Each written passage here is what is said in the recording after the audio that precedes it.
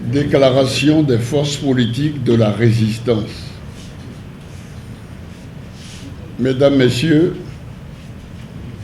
6 avril 2016, 10 octobre 2019, 42 mois ou 3 ans et demi se sont écoulés. 3 ans et demi qui ont vu le rêve de tout un peuple tourner au cauchemar. 3 ans et demi qui ont vu s'écrouler une nation qui a peu encore tiré sa fierté et sa raison d'être, non pas des immenses ressources géologiques dont regorgent certains pays, mais de son histoire, construite à la sueur et au sang de son vaillant peuple. Une fierté reconnue et saluée de par le monde. Aujourd'hui, que reste-t-il de cette histoire, de cette richesse qu'aucun sous-sol ne peut produire?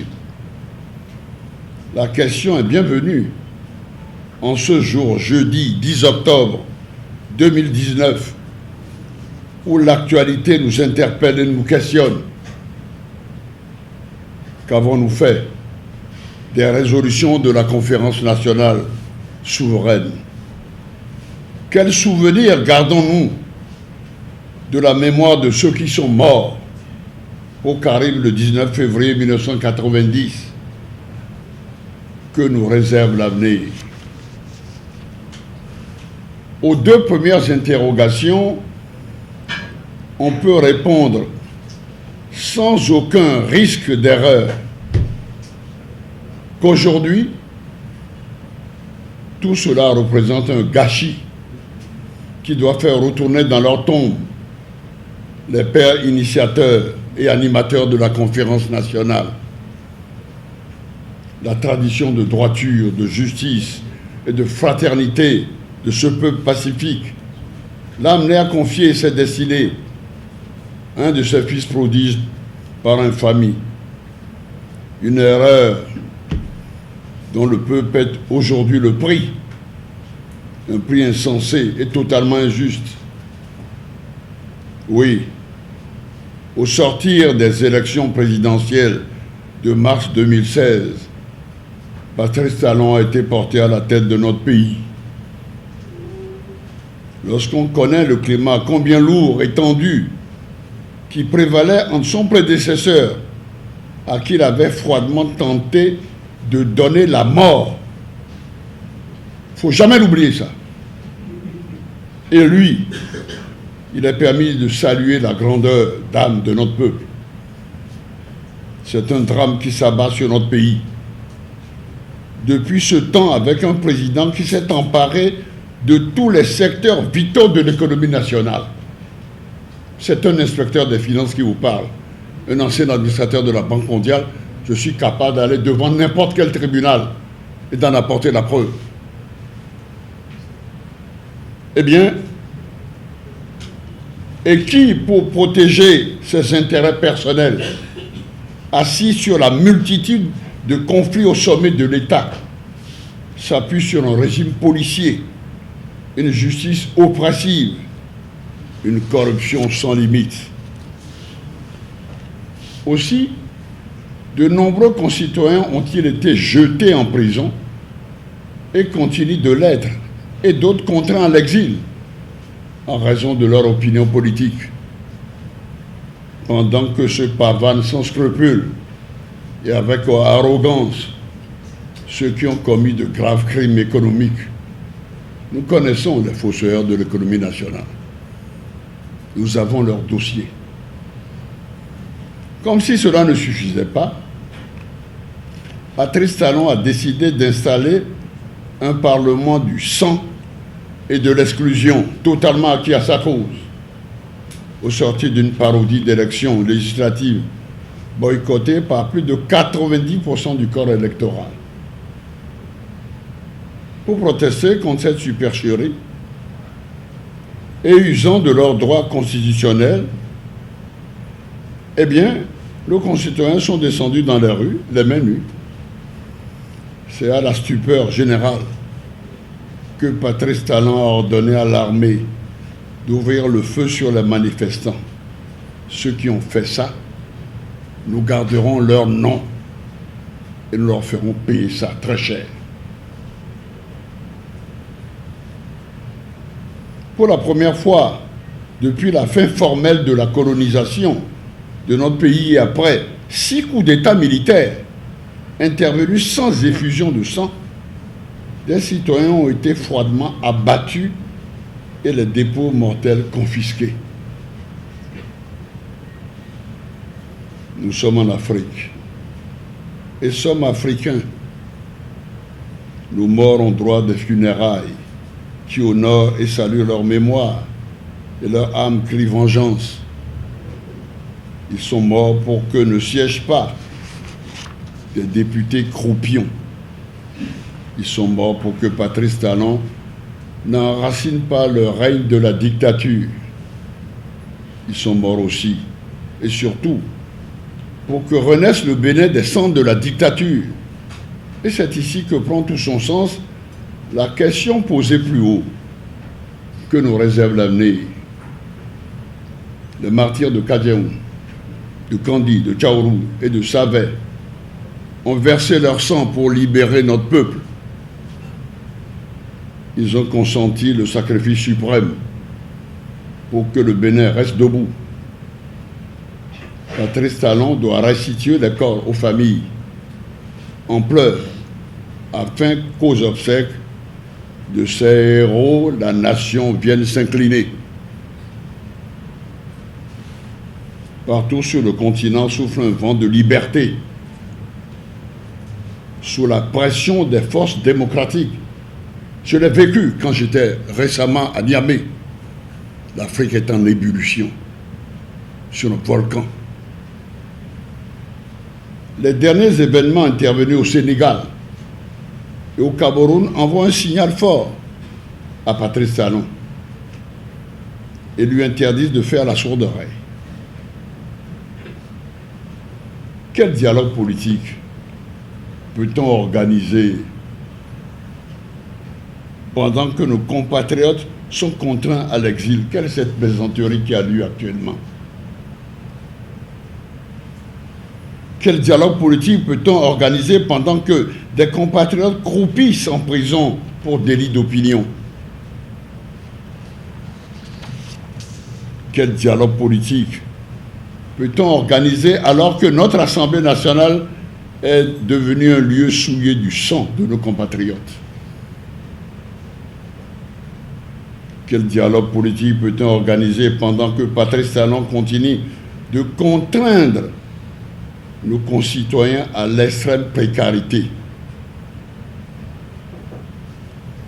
La situation économique de notre pays est dramatique. Patrice Talon, son gouvernement et son Parlement du sang et de l'exclusion sont restés insensibles aux conséquences de la fermeture de nos frontières avec le Nigeria, alors que dans tous les autres pays concernés, les chefs d'État et autres institutions s'en préoccupent. Cela ne fait que confirmer son indifférence vis-à-vis de la souffrance du peuple béninois. Plus de 503 enseignants du primaire et du secondaire ont été suspendus sans aucune procédure en cette rentrée où les classes sont pléthoriques et sans enseignants, sous le prétexte d'avoir refusé d'être soumis à une prétendue évaluation diagnostique à Macero. La résistance nationale, résolue à combattre quoi qu'il en coûte la déliquescence des valeurs qui fondent la République, rejette catégoriquement ce scénario imaginé par Patrice Talon pour se donner du souffle et rebondir dans sa politique meurtrière. Patrice Talon sait tout le tort qu'il a causé à notre pays et à son peuple. Et aucun dialogue n'est envisageable sans les préalables qu'il connaît parfaitement et qu'on lui répète. La reprise des élections législatives pour donner la parole enfin au peuple et lui permettre de choisir ses représentants. l'amnistie générale de tous les exilés et détenus politiques, la restitution des dépouilles mortelles de nos compatriotes assassinés à leurs familles respectives, afin de leur permettre de faire le deuil des disparus, la réintégration sans délai dans leurs fonctions des 503 enseignants abusivement suspendus. Les deux partis politiques siamois le savent. Et c'est ce qui explique la cacophonie et la guerre des tranchées qui se livrent depuis quelques mois. Les petits partis qui gravitent autour des deux autres le savent aussi. Et leur prise de position ces derniers jours n'est ni plus ou moins qu'une déconnexion d'un système décadent et moribond, construit sur le mensonge et les pratiques de hors-la-loi. Les parlementaires aux vêtements tachés de sang de nos martyrs le savent. Et c'est ce qui explique qu'ils font profil bas, incapables de se ranger aux côtés du peuple, prisonniers des énormes avantages de corruption dont ils jouissent. Tout notre peuple le sait. Et son silence n'est que le calme avant la tempête, et non une résignation. J'étais à Niamey avec des chefs d'État, comme à Mossoyer, pendant la guerre du Libéria. Il y avait les Samuel Doe, les Charles Taylor, les Prince Johnson. Ils m'ont dit, faites attention.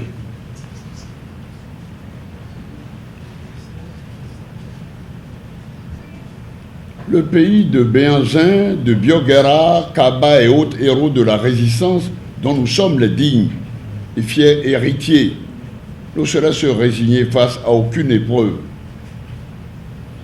Nous nions le rôle éminemment positif joué par le clergé dans la mise en route du processus démocratique dans notre pays et tous les efforts qu'il déploie depuis que l'héritage de la conférence nationale est mis à mal. Pourquoi des groupes religieux interviendraient-ils au Sénégal pour faire baisser la tension et qu'on ne laisserait pas cette possibilité à un clergé qui a déjà, on peut dire, à son actif ce qui s'est passé dans notre pays après l'écroulement du mur de Berlin? Comme si sa démarche dérangeait, on a fait l'option de l'ignorer, de l'infantiliser, pour recourir à des personnages douteux. Vous les connaissez tous. Les sacabos nationaux, n'est-ce pas? De notoriété publique pour conduire le pseudo-dialogue, aggravant la crise de confiance.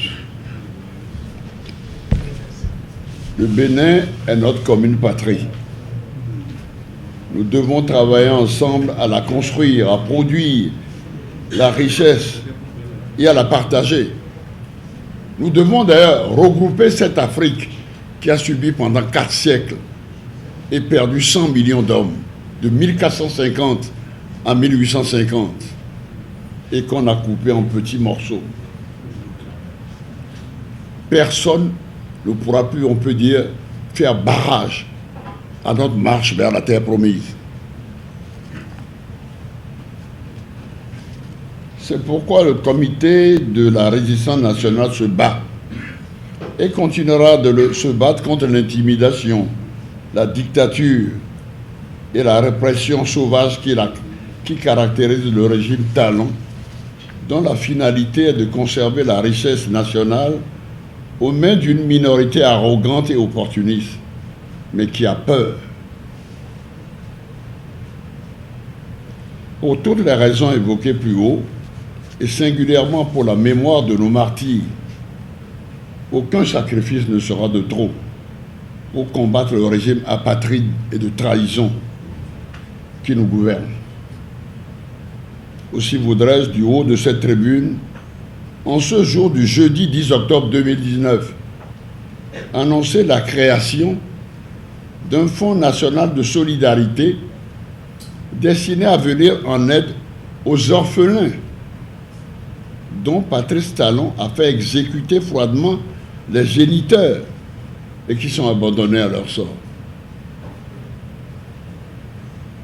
J'invite par conséquent tous les Béninois, et ça se fait dans le monde entier, dans de pareilles occasions, à faire le geste minimum, symbolique même, pour aller au secours de ces âmes en détresse, victimes collatérales de la barbarie du régime que nous subissons.